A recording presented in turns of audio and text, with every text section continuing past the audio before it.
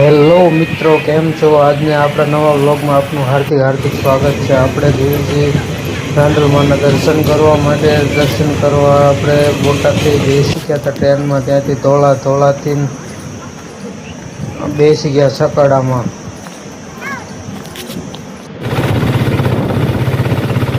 સકાડામાં બે ગયા ઢોળા સાઈડો ગિલ્લાનો સકાડો ટોપે ટોપ ક્યારમાં હાથમાં ક્યારમાં નાખીને મારો પેટો ડીઝલ ભળીને ધીમો પડી ગયો તો મારે ખાવું છે ટ્રેક્ટરને પિકઅપને જોઈને મારો તો હાયલો જ નહીં. પછી કીધું લાવો આને ખવડાવી લઈએ તો ઊભા રહી ગયા લાઈનમાં. થઈ ગયું મોડું ને આવી ગયા સીધા દડવા રાંદલમાના દર્શન કરવા માટે બજારમાં અને રમકડાની ખરીદી કરવા બૈરા માર બેટા કરતા આવી ગયા સીધા દર્શન કરવા માટે રાંદલમાના. જોઈ છે આપણે ભોયરામાં, ત્યાંના પૂજારી છે. બહાર નીકળો એટલે એક કૂવો છે, કૂવાના પણ દર્શન કરી લેજો.